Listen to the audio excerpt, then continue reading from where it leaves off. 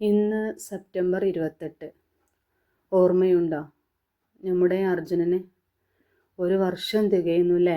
ഇപ്പോഴും ആ പേര് പറയുമ്പോൾ എവിടെ ഒരു തേങ്ങൽ എന്നെപ്പോലെ നിങ്ങൾക്കും ഇല്ലേ? കോഴിക്കോട് കണ്ണാടിക്കൽ സ്വദേശി അർജുൻ 1 വർഷം മുമ്പാണല്ലേ നമ്മുടെ ഒക്കെ വീട്ടിലെ ഒരു മകന്, അതല്ലെങ്കിൽ ഒരു സഹോദരന് ആയിരുന്നില്ലേ?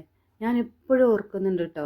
എൻ്റെ മകനൊക്കെ സ്കൂളിൽ നിന്നിട്ട് വന്ന് 9 വയസ്സായ മകനൊക്കെ സ്കൂളിൽ നിന്ന് വന്ന് ആദ്യം ചോദിക്കുന്ന ചോദ്യം എന്തായിരുന്നു അറിയോ? ഉമ്മ, അർജുനെ കിട്ടിയോ എന്നായിരുന്നു. ആദ്യമൊക്കെ ഞാനൊക്കെ അങ്ങനെ സ്വപ്നത്തിൽ കാണുമായിരുന്നു. ഒരു സിനിമാ കഥ പോലെ മറ്റൊരു ദ്വീപിൽ എവിടെയെങ്കിലും വെച്ചിട്ട് നമ്മൾ സിനിമയിലൊക്കെ കാണുന്ന പോലെ കണ്ടുമുട്ടുന്നു. അവനും ഭാര്യയും കുഞ്ഞുമൊക്കെ വർഷങ്ങൾക്ക് ശേഷം കണ്ടുമുട്ടുന്ന രംഗമൊക്കെ നമ്മൾ സ്വപ്നത്തിൽ കാണുമായിരുന്നു. ആ അച്ഛൻ്റെയും അമ്മൻ്റെയൊക്കെ സഹോദരങ്ങളുടെയൊക്കെ മുഖത്ത് കാണുന്ന ആ സന്തോഷം ഉണ്ടല്ലോ. പക്ഷേ എന്താ പറയുക, അതെല്ലാം അവസാനിച്ച ഒരു ദിവസം നമ്മൾ ആ ന്യൂസ് കേൾക്കുകയാണ്.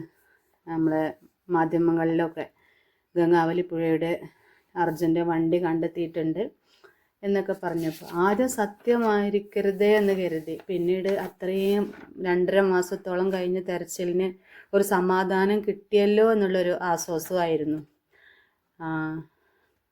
തിരച്ചിലിനൊക്കെ ഒടുവിലെല്ലാം കണ്ടെത്തി എല്ലാവർക്കും സമാധാനമായെങ്കിലും അർജുൻ എല്ലാവരും മനസ്സിൽ ഒരു കണ്ണീരോടെ ഒരു നൊമ്പരക്കായി ചേർന്നു. അന്നത്തെ ആ ഒരു ദിവസമൊക്കെ നമ്മൾ TV-ൻ്റെ മുന്നിൽ നിന്ന് കാണാൻ അവിടെ എത്താൻ വയ്യാത്ത ദൂരമാണെങ്കിൽ ഇവിടെ നിന്ന് നമ്മൾ ആ കണ്ണീരിൽ നമ്മൾ ആ സങ്കടത്തിൽ നമ്മൾ കൂടി ചേർന്നു അല്ലേ?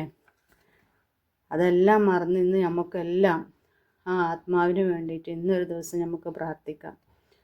അതുമാത്രമല്ല, ആ കുടുംബത്തിന് വേണ്ടിയിട്ടും നമുക്ക് നല്ലൊരു പ്രാർത്ഥനയിൽ നമുക്ക് ഉൾപ്പെടുത്താം. ആ മകൻ നാളെ വലിയൊരു കുട്ടിയായി നല്ലൊരു സ്ഥാനത്ത് എത്തുന്നത് കാണാൻ നമുക്ക് എല്ലാവർക്കും പ്രാർത്ഥിക്കാം. ആ അച്ഛനും അമ്മയ്ക്കും ഒക്കെ ക്ഷമ കൊടുക്കട്ടെ, അവൻ്റെ ഭാര്യയ്ക്കും. ഇന്നത്തെ ദിവസം അവനെ ഓർമ്മ വന്നപ്പോൾ ഒരു വീഡിയോ ആയിട്ട് ചെയ്താൽ കൊള്ളാമെന്നുള്ളൊരു മനസ്സിക്ക് വരലും അതിന് ഒരു പ്രേരണയാണ് കേട്ടോ ഞാൻ ഈ വീഡിയോ ആയിട്ട് ചെയ്തിട്ടുള്ളത്. എല്ലാവരും ഇന്ന് അവനെ ഒന്ന് ഓർക്കുക, പ്രാർത്ഥനയിൽ അവനെ ഒന്ന് എല്ലാവരും ഒന്ന് ഉൾപ്പെടുത്തുക. ആരുടെയൊക്കെ മതങ്ങളിൽ എങ്ങനെയൊക്കെയാണ് പ്രാർത്ഥന എന്ന് വെച്ചാൽ ആ സഹോദരന് ആത്മാവിന് നിത്യശാന്തി നേർന്നുകൊണ്ട്. ഓക്കെ, ഇൻഷാ അല്ലാ. Okay, by.